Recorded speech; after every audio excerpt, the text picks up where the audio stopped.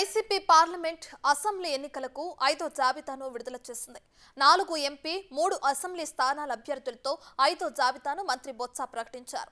Kakinada parliament నియోజకవర్గ ఇన్ఛార్జిగా చలమలశెట్టి సునీల్ పేరును ఖరారు చేశారు.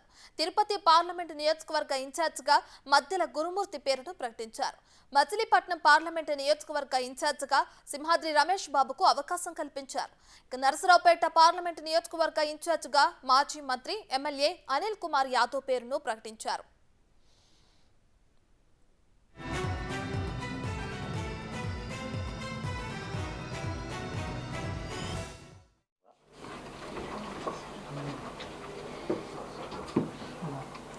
ఓకేనా?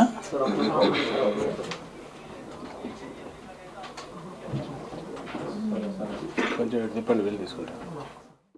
ఇక అసెంబ్లీ స్థానాల విషయానికి వస్తే అరకు అసెంబ్లీ స్థానానికి ఇన్ఛార్జిగా రేగం మత్స్యలింగం, సత్యవేడు అసెంబ్లీ నియోజకవర్గ ఇన్ఛార్జిగా నూకతోటి రాజేష్, అవనగడ్డ అసెంబ్లీ నియోజకవర్గ ఇన్ఛార్జిగా సింహాద్రి చంద్రశేఖరరావు పేర్లను ప్రకటించారు. ఈ 5వ జాబితాలో వైసీపీ అధిష్టానం 3 కొత్త వారికి చోటు కల్పించింది.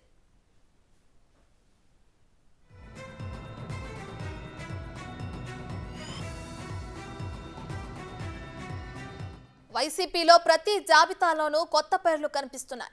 అధిష్టానం సిట్టింగ్లకి మొండిచేయి చూపిస్తుంది. దీంతో కొత్త జాబితా విడుదలైన ప్రతిసారి అసంతృప్తుల జాబితా పెరుగుతోంది. ఎక్కడికక్కడ అసమ్మతి నేతలు అధిష్టానంపై పెదవి విరుస్తున్నారు. పైగా నామినేషన్ చివరి రోజు వరకు మార్పులు చేర్పులు ఉంటాయని బొత్స నిన్న చెప్పారు. దీంతో వైసీపీ నేతలు అయోమయంలో పడుతున్నారు.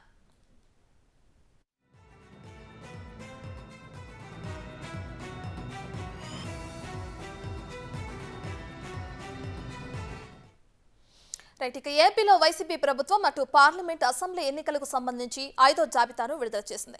4 ఎంపీ 3 అసెంబ్లీ స్థానాలకు 5వ జాబితాను విడుదల చేసింది. 7 అభ్యర్థులతో కలిపి. దీనికి సంబంధించి మరింత సమాచారాన్ని మా ప్రతినిధి శివ అందిస్తారు.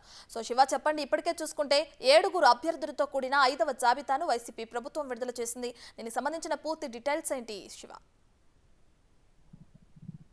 మొత్తం మీద చూసుకుంటే వైఎస్ఆర్ జాబితా ఎంతో ఉత్కంఠగా ఎదురుచూస్తున్న 5వ జాబితా విడుదలైంది. ఈ జాబితాకి సంబంధించి 4 లోక్సభ స్థానాలు, 3 అసెంబ్లీ స్థానాలకు సంబంధించి ఇన్ఛార్జీలని వైఎస్ఆర్సీపీ ప్రకటించింది.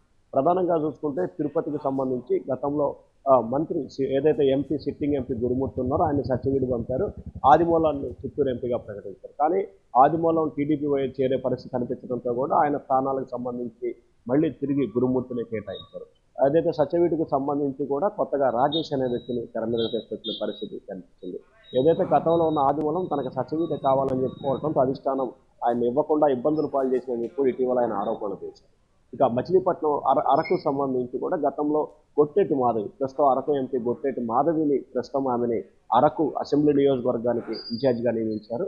ఆమె పట్ల స్థానికంగా ఉన్న వ్యతిరేకత వ్యక్తం అవటం, ఆమె పట్ల నియోజకవర్గానికి సంబంధించి ఒక వర్గం వ్యతిరేకంగా ఉన్న నేపథ్యంలో కూడా ఆమె స్థానాన్ని కొత్తగా మరొకరిని ఎంపిక చేసిన పరిస్థితి కనిపించింది. అక్కడ రాజేష్ అనే వ్యక్తిని కూడా తెర మీదకు తీసుకొచ్చారు కొత్తగా వైఎస్ఆర్సీపీ.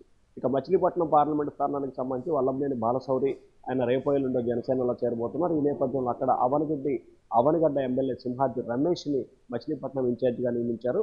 అవనగడ్డకి సింహాద్రి బంధువునే డాక్టర్ చంద్రశేఖర్ని అక్కడ ఇన్ఛార్జిగా నియమించిన పరిస్థితి కనిపించింది. ఇక నరసరావుపేట ఎంపీ స్థానానికి సంబంధించి కూడా కృష్ణదేవరాయలు ఇటీవల పార్టీకి పదవికి రాజీనామా చేసిన నేపథ్యంలో మాజీ మంత్రి నెల్లూరు సిటీ ఎమ్మెల్యే అనిల్ కుమార్ యాదవ్ని కూడా నరసరావుపేట పార్లమెంట్ ఇన్ఛార్జిగా అధిష్టానం నియమించింది. ఓవరాల్గా చూసుకుంటే 4 పార్లమెంట్లు 3 అసెంబ్లీ నియోజకవర్గాల అభ్యర్థులకి ఇన్ఛార్జీలను ప్రకటించింది వైఎస్ఆర్సీపీ అధిష్టానం. ఇప్పటివరకు 5 జాబితాలకు సంబంధించి 61 అసెంబ్లీ స్థానాలు, 14 పార్లమెంటు స్థానాలకు సంబంధించి కూడా వైఎస్ఆర్సీపీ జాబితా విడుదల చేసింది. ఈ 61 మంది ఎమ్మెల్యే అభ్యర్థుల జాబితాకి సంబంధించి దాదాపుగా 30 మంది సిట్టింగులకి ఎటువంటి అవకాశం కలిగించలేదు. ఈ మిగిలిన 31 మందికి సంబంధించి కొంతమందిని ఎంపీలుగా పంపించారు, మరికొంతమందికి వేరే రకరకాల నియోజకవర్గాల్లో ట్రాన్స్ఫర్ చేసిన పరిస్థితి కనిపించింది. 25 పార్లమెంటు స్థానాలకు సంబంధించి కూడా దాదాపుగా ఇప్పటి వరకు 14 పార్లమెంటు స్థానాలకు సంబంధించి ప్రకటించారు. ఈ 14 పార్లమెంటు స్థానాలు కూడా కొత్త వారినే ప్రకటించారు. అంటే కొత్త వారంటే ఎమ్మెల్యేలుగా ఎంపీలుగా చేశారు, మరి కొంతమందిని కొత్తగా తీసుకొచ్చిన పరిస్థితి కనిపించింది. మిగిలిన 11 లోక్సభ స్థానాలకు సంబంధించి కూడా రాజంపేట, కడప అవినాష్ రెడ్డి, మిథున్ రెడ్డి వీరిద్దరు తప్ప మిగిలిన వారిని దాదాపుగా కూడా ఏదైతే వీరిద్దరు పోతే 9 మందిని కొత్త వారిని రానున్న 2-3 రోజుల్లో కూడా ప్రకటించే అవకాశాలు కనిపిస్తున్నాయి. ఒకవైపు అసమ్మతి జ్వాలలు పతాక స్థాయికి చేరుతున్నా వారిని కంట్రోల్ చేయడంలో వైఎస్ఆర్సీపీ విఫలమవుతున్నప్పటికీ కూడా జాబితా విషయంలో మాత్రం ఎక్కడ మార్పులు చేర్పులు చేయట్లేదు. అధిష్టానంపై తీవ్ర స్థాయిలో ఒత్తిడి జరుగుతున్న నియోజకవర్గాలపై మాత్రమే అభ్యర్థుల మార్పులు చేర్పులు జరిగింది. దానికి ఉదాహరణ అరకు, సత్యవేడు ఈ 2 నియోజకవర్గాల్లోనే మార్పులు చేర్పులు చేసిందని చెప్పి కూడా మనం భావించాలి. అక్కడ ఉన్న స్థానిక నాయకులు, నేతలు పూర్తి స్థాయిలో వ్యతిరేక వ్యక్తం చేయడంతో ఈ పరిస్థితి ఉత్పన్నమైంది. రత్న చెప్పండి. రైట్ శివ, ఇప్పటికే చూసుకుంటే సిట్టింగులను కాదని సిట్టింగులకి మొండి చేయి చూపిస్తూ ఇప్పటికే విడుదల చేసిన 5వ జాబితాలో ముగ్గురికి కొత్త వారికి అవకాశం ఇచ్చిందట వైసీపీ ప్రభుత్వం. ఇప్పటికే చూసుకుంటే దీనికి సంబంధించి చాలా వరకు అసంతృప్తులు ఎక్కువైపోతున్నారు వైసీపీలో అనే వార్తలు కూడా తెరపైకి వస్తున్నాయి. దీనికి సంబంధించి ఎలా చూడొచ్చు అంటారు దీన్ని? ప్రధానంగా చూసుకుంటే సిట్టింగులకి దాదాపుగా 30 మంది సిట్టింగులకు సంబంధించి కూడా వైఎస్ఆర్సీపీ మొండి చేయి చూపించింది. మిగిలిన 31 నియోజకవర్గాలకు సంబంధించి దాదాపుగా 18 మందిని కొత్త వారికి అవకాశం ఇచ్చింది. మిగిలిన 13 మందికి సంబంధించి అట్నుంచి ఇటు ఇట్నుంచి అటు మార్పులు చేర్పులు చేశారు. వైఎస్ఆర్సీపీకి సంబంధించి కేవలం ఇటీవల కొన్ని రాష్ట్రాల్లో జరిగిన ప్రయోగాలను తమ రాష్ట్రంలో కూడా చేయాలని చెప్పి వైఎస్ఆర్సీపీ భావిస్తూ ఉంది. దానిలో భాగంగానే నియోజకవర్గంలో ఎమ్మెల్యేలపై వ్యతిరేకత ఎక్కువ ఉంది. పార్టీ పట్ల కానీ జగన్ పట్ల కానీ వ్యతిరేకత లేదు.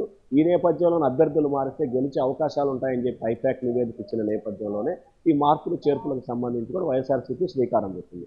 సో దానిలో భాగంగానే ఇటువంటి మార్పులు వరుసగా చోటు చేసుకుంటున్నాయి. ఇప్పుడు 5 జాబితాలకు సంబంధించి కూడా 61 మందిని మార్పులు చేర్పులు చేశారు. ఇక అసమ్మతి విషయానికి సంబంధించి కూడా చాలా మందిని బుద్ధగిస్తున్నారు. మరికొంతమంది బెదిరింపులకు పాల్పడటం, మరికొంతమందికి వేరే అవకాశాలు కలిగించడం, మరొక విషయానికి సంబంధించి ఇంకొకరి పదవులు ఇస్తామని చెప్పి చెప్పడం, మరికొంతమందిని ఎమ్మెల్సీలు, మరికొంతమందిని రాజ్యసభకు ఇట్లా రకరకాల ప్రయత్నాలు చేస్తున్నప్పటికీ మెజార్టీకి సంబంధించిన శాసనసభ్యులైతే మాత్రం వైఎస్ఆర్సీపీ చెప్తున్న అంశానికి మాత్రం ఎవరు కూడా తలొక్కట్లేదు. దాదాపుగా ఈ 31 మంది సిట్టింగులకు సంబంధించి దాదాపుగా 20 మంది శాసనసభ్యులు తెలుగుదేశం, జనసేనతో టచ్లోకి వెళ్ళిన పరిస్థితి కనిపించింది. మరొక 3-4 కాంగ్రెస్ పార్టీలకు టచ్లోకి వెళ్ళిన పరిస్థితి కనిపిస్తుంది. సో కేవలం వైఎస్ఆర్సీపీకి సంబంధించి 3వ వంతు మాత్రమే, అంటే 8 నుంచి 10 మంది శాసనసభ్యులు మాత్రమే సిట్టింగులకు స్థానచలనం కలిగిన వారు, సిట్టింగులకు మొండి చేయించిన వారు ప్రస్తుతం ఆ పార్టీలో అయితే కొనసాగుతున్నారు. ఎన్నికల నాటికి ఎటువంటి పరిణామాలు చోటు చేసుకుంటారో వేచి చూడాల్సిన పరిస్థితి అయితే కనిపిస్తూ ఉంది. మార్పులు చేర్పులు మాత్రం ఆ పార్టీకి పెద్ద తలనొప్పిగా మారుతాయి. రత్న.